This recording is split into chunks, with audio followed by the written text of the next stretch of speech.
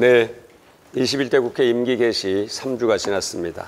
이미 많이 늦었지만 지금이라도 원 구성을 매듭 짓고 국회를 정상 가동해야 할 때입니다. 코로나19 여파 속에 북측에 용인할 수 없는 도발까지 겹친 위기 상황입니다.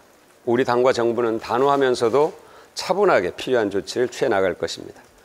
특히 경제에 미치는 부정적 파급 효과를 최소화하기 위해서 최선을 다하겠습니다. 국민적 역량의 결집이 절실한 순간입니다. 국회 정상화를 위해 야당의 등원에 이렇게 뚜렷한 명분이 또 어디 있겠습니까?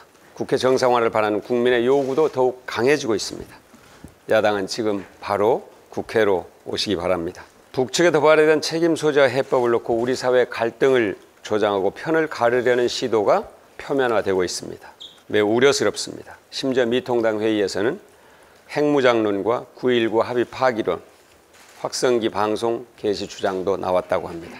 지혜로운 대응은 아닙니다. 국민 모두의 힘을 하나로 모아나가야 할 책임이 국회에 있습니다. 따라서 지금은 북의 문제로, 북측의 문제로 원구성을 늦출 것이 아니라 원구성을 오늘이라도 마무리 짓고 국회를 국난 극복 총력 체제로 전환하는 것입니다.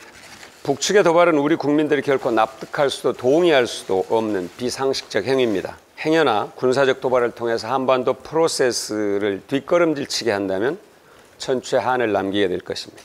한반도 평화 프로세스는 결코 우리만을 위한 것도 아니고 북측만을 위한 것도 아닙니다. 남북 모두 그리고 동북아시아와 세계 질서에도 꼭 필요한 역사의 방향이고 시대의 요청입니다.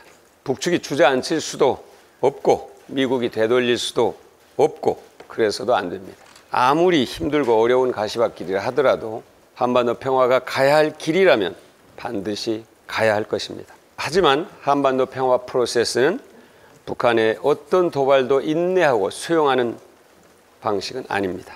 돌이킬 수 없는 단계로 가지 않도록 북측이 현명하게 대처해야 할 것입니다. 주변국도 자국의 이익을 최우선 기준으로 삼아서 한반도 운명을 좌우하는 시대는 지나갔습니다. 국제사회는 우리에게 분단의 고통을 더 이상 강요해서도 안 되고 강요할 수도 없습니다. 대한민국 국민은 누구보다도 평화에 대한 강한 열망을 갖고 있고 평화를 관리하고 지킬 역량과 책임을 갖고 있습니다. 우리가 주도적으로 책임 있게 북한의 위협에 대처해 나가는 현명한 판단과 자세가 필요합니다. 이번 사태를 계기로 한미 워킹그룹에 대한 평가가 극명하게 엇갈리고 있습니다. 미국의 결재를 받는 구조라는 부정적인 평가 속에 중지해야 한다는 목소리도 나옵니다. 일부 동의할 부분이 있겠지만 이것이 근본적인 해법이 될 수는 없을 겁니다. 우리 하기에 따라 얼마든지 달라질 수 있기 때문입니다.